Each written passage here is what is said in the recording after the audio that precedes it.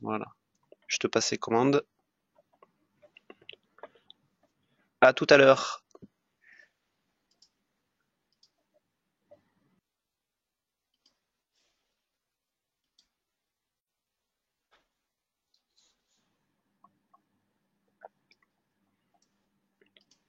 Ok, alors bonjour à toutes et tous. Alors merci beaucoup de vous être connectés à ce webinaire ce matin. Merci aussi à CTN et Pierre d'organiser ce webinaire.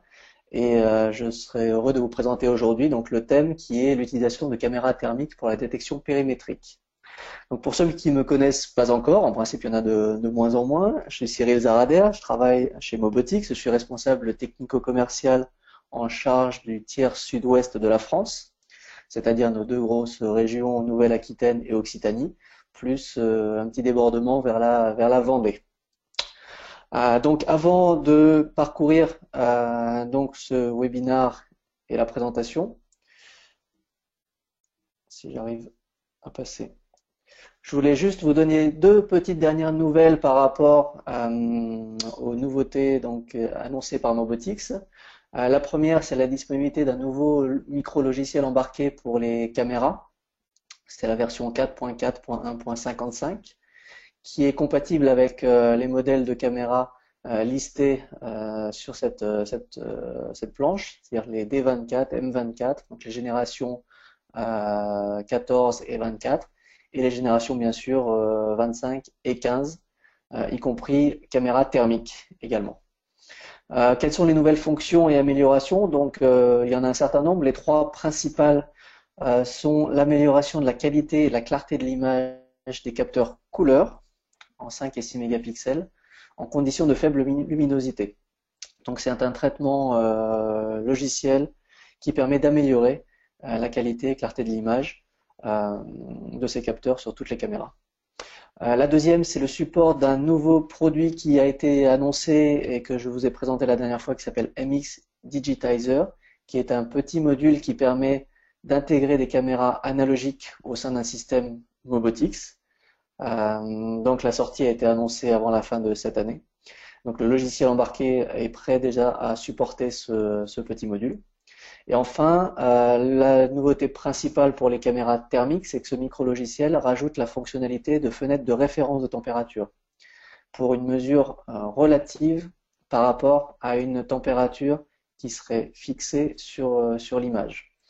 Donc ça sert par exemple à pouvoir détecter dans les aéroports des niveaux de fièvre, on peut avoir une référence très précise de température avec ce qu'on appelle les lumières blanches qui permettent d'émettre une température très spécifique dont la caméra sur laquelle la caméra va se caler. Il y a d'autres nouveautés, d'autres correctifs également. Donc je vous invite également à consulter le site internet pour lire la totalité de toutes les améliorations du micro-logiciel. Une autre nouvelle également, donc plus au niveau commercial, donc il y a une offre en cours qui est rapportée par ACTN, qui est une promotion sur la caméra P25, qui est une caméra d'intérieur, de plafond. La promotion en cours, c'est l'offre 10 pour 5, c'est-à-dire 10% de remise supplémentaire sur votre prix d'achat à partir de 5 caméras achetées, pour 5 caméras achetées. Donc cette offre est valable jusqu'au 20 décembre sur une quantité limitée de caméras. Donc adressez-vous à ACTN pour bénéficier de l'offre. Si on revient sur les caractéristiques principales de cette caméra, qui est une caméra Mobotix à part entière, c'est-à-dire qu'elle contient toutes les fonctionnalités Mobotix, y compris donc l'analyse interne de l'image, le stockage en local avec une carte SD et toutes les possibilités d'envoi d'alarme par email, par FTP ou par appel SIP, consommant moins de 4 watts.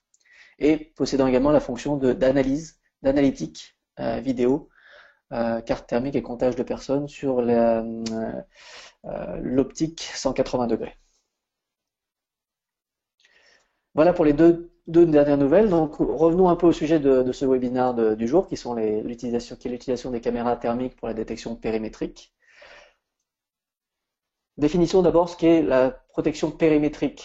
Donc sur un projet, une zone à surveiller, à différentes zones d'intrusion, On parle donc de périmètre extérieur. On parle de périphérie des bâtiments, où là la protection c'est plus d'aller surveiller les façades des bâtiments, les accès aux bâtiments, ou en tout cas l'alentour proche des bâtiments, et enfin l'intérieur des bâtiments. Euh, notre webinaire va être consacré au périmètre extérieur. Quel est le but de la protection d'un périmètre extérieur d'un site? C'est d'abord détecter des intrusions sur un site au plus près de ses limites extérieures. Donc essayer de détecter une intrusion avant même que l'intrusion ait lieu, donc être au plus près des limites extérieures. Bien sûr, c'est dissuader à ce moment-là les intrus de continuer leur action, donc d'aller franchir le périmètre extérieur. Donc il y a une partie de dissuasion qui est très importante dans la protection périmétrique. Et enfin, une fois l'intrusion constatée, il faut pouvoir répondre de façon adaptée et rapide, et pouvoir avoir également une levée de doute très rapide sur l'intrusion en question. Quelles sont les solutions de détection périmétrique les plus courantes aujourd'hui, donc ce que vous trouvez en déploiement aujourd'hui sur le terrain? Je dirais la plus simple, c'est celle-ci. Alors effectivement, vous allez rire, est-ce qu'on veut voir ça partout sur tous les sites? Non, mais vous allez me dire c'est peut-être la plus efficace. Bon, peut-être, mais ça quand même nécessite un certain nombre d'infrastructures et de ressources. Passons rapidement et regardons un peu les technologies qui existent aujourd'hui. Alors, la technologie la plus simple, la moins chère, qui se déploie facilement sur de grandes longueurs, ce sont des fils sensitifs ou électrifiés sur une clôture. Effectivement, déploiement sur de grandes longueurs, le coût est très raisonnable. Par contre, ça dépend de la qualité du support, c'est facilement vandalisable et surtout pas de vision immédiate. C'est-à-dire que s'il y a intrusion, effraction, on a une détection ou pas, mais on ne voit pas. On ne peut pas immédiatement repérer qu'il y a une intrusion et encore moins essayer de confirmer l'intrusion. Donc c'est très limité comme technologie. La deuxième technologie, qui est déjà beaucoup plus sophistiquée, ce sont les barrières infrarouges. Donc des plots, des poteaux et entre chaque poteau, des barrières, des faisceaux lumineux, des faisceaux infrarouges qui vont protéger la périmétrie. Donc un gros avantage, c'est la stabilité de fonctionnement. Par contre, les inconvénients, c'est que les portées sont assez limitées. Entre deux poteaux, on a des portées de 70-70 mètres maximum. C'est une technologie très sensible aux intempéries, brouillard, pluie forte et neige. Il y a quand même un coût important de génie civil, puisqu'il faut quand même placer un poteau tous les 70-100 mètres pour bâtir cette barrière infrarouge. Et pareil, on n'a pas de vision immédiate. Donc on peut détecter une intrusion, mais par contre, il faut aller sur place pour lever de doute, pour faire la levée de doute, ou pour identifier ou confirmer l'intrusion. On avance un peu au niveau technologique, dans l'efficacité. Donc il y a aussi des technologies des détecteurs double technologie d'extérieur. Donc ils combinent une détection de type par exemple infrarouge plus une détection optique par caméra numérique, associée ou non à une solution logicielle d'analyse vidéo. Donc effectivement, grâce à l'image, on a une levée de doute rapide. Par contre, c'est une image donc sur laquelle on aura une portée en visible de 40 à 60 mètres au maximum pour aller faire de la levée de doute. Ça veut dire aussi qu'également, si on n'a pas un logiciel de traitement d'analyse vidéo performant, on peut avoir de nombreux faux positifs, donc des branches qui bougent, de la neige qui tombe ou autre. Et enfin, il faut un éclairage parfait sur site durant la nuit, ce qui est quand même très limitatif puisqu'une loi interdit d'avoir des lumières, un éclairage toute la nuit. Donc voilà les différentes technologies qui existent aujourd'hui. L'objectif, c'est de vous montrer comment la technologie thermique peut pallier un certain nombre d'inconvénients des autres technologies et apporter un avantage pour la protection périmétrique. Alors, on va commencer par un peu de science en ce moment du matin, à la fin de semaine, pour vous indiquer donc, vous montrer un peu par rapport aux longueurs d'onde, les différents types de lumière, de couleurs visibles par les caméras.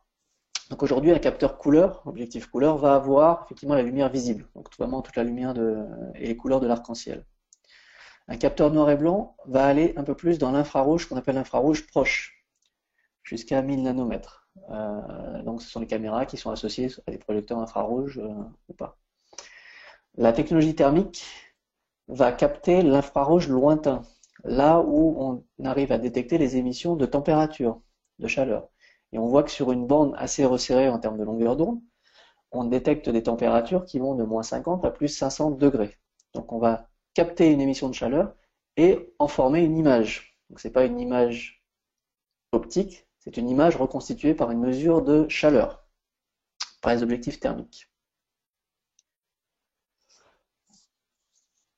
Un petit quiz pour se détendre après cette petite formation technique. C'est vous montrer par exemple une image optique de l'arrière d'un bateau. Et le quiz, c'est combien de personnes sur ce bateau. Vous avez vos micros qui sont coupés, donc vous n'allez pas me répondre. En principe, vous me diriez, si vous connaissez l'histoire, vous me diriez plus que 1. Mais si vous connaissez pas l'histoire, vous me diriez il y a une personne que je vois à droite. En fait, la technologie thermique va permettre d'identifier beaucoup d'autres informations. Et ici, on voit sur l'image thermique que l'on a, bien sûr, la personne que l'on voyait en optique, plus une deuxième personne, plus une troisième personne à chaque niveau. Plus au milieu, on distingue quelque chose qui se passe également dans la cabine. Alors, est-ce que c'est une personne, deux personnes? Ça, je vous laisse juger. Dans le cadre d'une protection périmétrique, donc comment peut-on mettre en place, en œuvre, une caméra thermique? Donc un peu de théorie ici. On a dit qu'il fallait donc prévenir, puis interagir et intervenir. Le synoptique d'une installation, c'est une caméra qui est installée au plus près de la bordure de la clôture de la périphérie. Une caméra qui est connectée bien sûr à un poste de contrôle, mais une caméra qui va être aussi, qui va pouvoir être connectée également, c'est un des avantages de la caméra Mobotix, connectée à des entrées-sorties, pour pouvoir avoir éventuellement l'utilisation d'une double technologie, avec ici par exemple un petit boîtier d'entrée qui va rajouter une notification à la caméra. La caméra peut également commander des modules de sortie pour aller commander une sirène, un gyrophare ou autre. Donc ça, on est dans le cadre de la prévention et de l'interaction.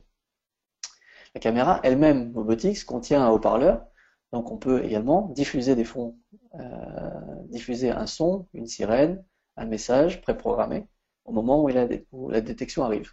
Et bien sûr, reporter sur le poste de contrôle une intrusion, une anomalie, un événement qui va s'afficher automatiquement sur le logiciel VMS utilisé.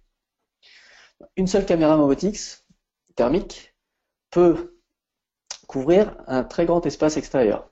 On va avoir des images, des exemples. Enfin, un aspect qui n'est pas à négliger, c'est que l'image thermique garantit le respect de la vie privée dans les zones publiques, puisque l'image thermique ne permet pas d'identifier, permet de détecter, mais pas d'identifier.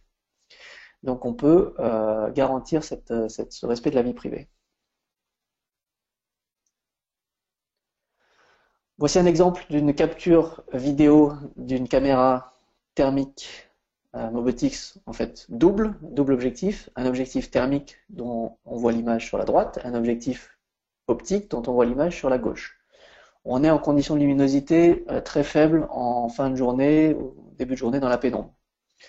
Donc on a un capteur gauche qui visualise quelque chose déjà, mais le capteur droit donc est thermique. Donc je vous demanderai de regarder deux choses qui sont ici entourées. Donc à gauche, le détecteur qui est issu du logiciel embarqué dans la caméra, qui va, au moment où une flèche s'éclaire, signifier qu'il y a un objet qui se déplace dans cette image et donner la direction de cet objet. En bas à gauche, un histogramme, en fait une courbe qui montre la détection du capteur. Donc quand on est plat en vert, on ne détecte rien. Par contre, quand la courbe commence à monter, c'est qu'on a détecté quelque chose. Et à droite, vous verrez l'image correspondante avec, on voit une personne qui commence à s'approcher, cette personne qui était à 100 mètres à peu près de la caméra. Donc, c'est une vidéo, donc je ne sais pas ce que ça a donné en termes de webinar, mais vous allez pouvoir voir qu'au moment où la personne se déplace, on a bien une détection sur la gauche avec le mouvement de la personne. En optique, on ne la voit pas. Il faut vraiment regarder de plus proche, et j'imagine qu'avec le webinar, vous ne pourrez pas voir en optique la personne. Mais cette personne se déplace également, on la voit, on peut la deviner sur l'optique, mais pas la détecter.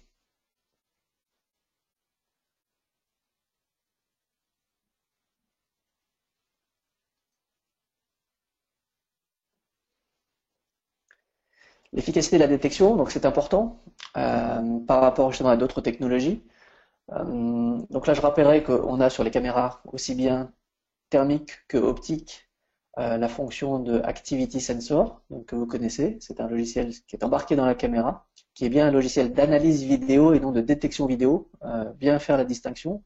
Une analyse vidéo est une analyse sur une séquence d'images. Une détection vidéo est une analyse image par image. La séquence d'images permet de fiabiliser complètement la détection d'événements par rapport à tout ce qui peut être bruit dans l'image, qui peut être la pluie, la neige, le vent le vent qui fait bouger le poteau sur lequel est la caméra, qui est complètement ignoré par la caméra, qui va se concentrer sur un événement pertinent qui se passe sur l'image. Donc cet Activity Sensor tourne aussi bien sur les optiques visibles que sur les optiques thermiques chez Mobotix.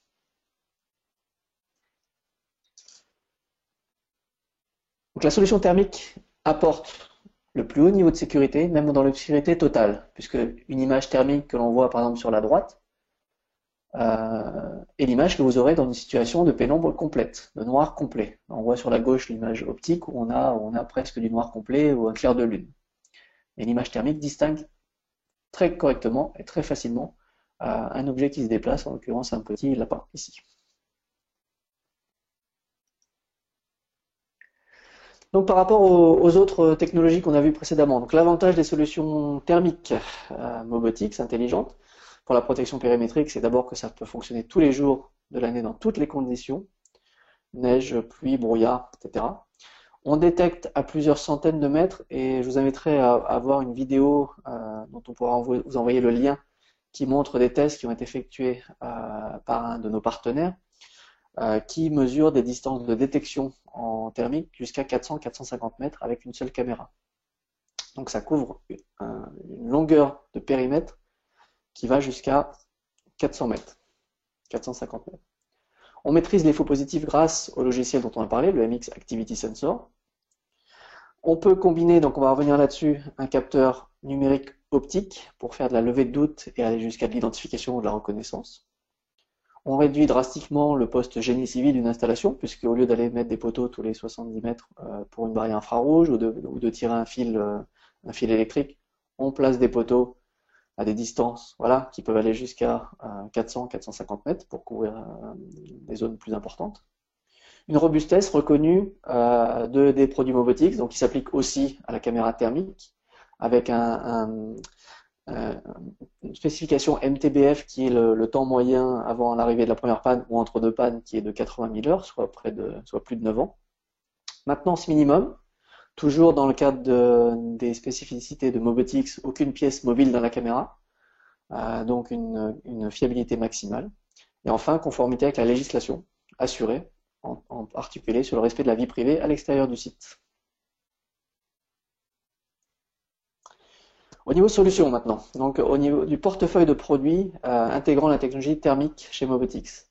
D'abord la caméra M15, donc bien connue de chez Mobotix, qui est robuste, qui est résistante, qui est aussi évolutive, qui peut être donc commandée et livrée sous deux formats différents. Un format avec objectif thermique simple, unique, avec au choix des angles de 15, 32 et 60 degrés. Et enfin, aussi la possibilité d'associer à l'objectif thermique un capteur optique. Donc, avec également dans le capteur optique tous les choix possibles dans les optiques Mobotix qui existent. Avec aussi également une option de filtre passe-bas pour pouvoir faire aussi de la détection en infrarouge avec projecteur infrarouge. L'autre format de caméra sur laquelle il est possible d'intégrer des optiques thermiques, capteurs thermiques, c'est la S15D, qui est une solution, vous la connaissez, flexible, qui peut être très discrète, qui est efficace et qui est flexible également. Donc là, on associe un ou deux capteurs à un boîtier caméra qui est ici représenté. Donc ça peut être, on le sait, deux capteurs optiques, mais là on est dans le cadre de la présentation thermique. Donc on peut associer un capteur thermique à un capteur optique. On peut aussi associer deux capteurs thermiques à une S15. Donc, vous imaginez une protection périmétrique avec deux capteurs thermiques qui pointent chacun dans une direction opposée, et vous avez une distance potentiellement, s'il n'y a bien sûr pas de dénivelé ou autre, distance de 2 fois 400-450 mètres de détection, en partant d'un côté et de l'autre d'un poteau. Donc c'est quand même assez efficace. Enfin, une fonction également qui a été implémentée depuis la mise à jour du logiciel embarqué de juillet, si je ne me trompe, c'est la possibilité de superposer une image thermique à une image optique. Alors, quel est l'intérêt de superposer une image thermique et optique? C'est l'image thermique en elle-même, parfois, n'est pas si parlante que ça. Si on la superpose par rapport à une image optique, on voit très clairement l'objet à quoi correspond la source de chaleur. Par exemple, ici, l'exemple concret, c'est un parking. On voit une photo une prise, une capture d'écran d'une caméra thermique plus optique couleur, et la superposition d'images qui montre une information qu'on n'aurait pas purement en optique, qui est ni purement en thermique, qui serait quelles sont les voitures qui sont sur le parking depuis très longtemps, depuis plus longtemps que les autres, ou quelles sont les dernières voitures arrivées. Ça peut donner une information supplémentaire. La combinaison de capteurs thermiques et optiques, dans le cadre de la surveillance périmétrique, permet aussi de faire de la détection en thermique. Donc on détecte une intrusion en thermique, on déclenche une action qui peut être j'allume un projecteur, la personne est rentrée chez moi, c'est une intrusion, j'allume un projecteur, et du coup ce projecteur va m'aider à passer en optique, donc sur l'autre objectif, pour pouvoir faire l'identification ou la reconnaissance. Voilà, donc c'est l'intérêt d'avoir une double optique sur les caméras Movotix qui est unique sur le marché. Tout cela bien sûr associé au niveau gestion à un logiciel toujours simple et efficace qui est Management Center 1.3, donc qui bien sûr est compatible avec toutes les caméras Movotix, y compris les caméras thermiques Movotix. Donc qui vous donneront aussi bien les doubles objectifs que si vous avez programmé de la superposition d'images, une superposition d'images optique et thermique, thermique sur optique. J'en ai terminé avec la présentation, donc j'ai essayé de faire assez court pour essayer d'avoir plus de temps pour les questions-réponses. Sachez que nous avons beaucoup de références en surveillance périmétrique avec les caméras thermiques et de plus en plus de demandes. La caméra thermique commence à devenir financièrement, commercialement viable par rapport aux autres technologies qu'on a vues, surtout si on ajoute l'efficacité qui est quand même accrue. Donc n'hésitez pas, si vous avez des projets sur des sites où la protection périmétrique est nécessaire, d'aborder cette technologie thermique et de faire une approche en technologie thermique, caméra thermique auprès de vos clients.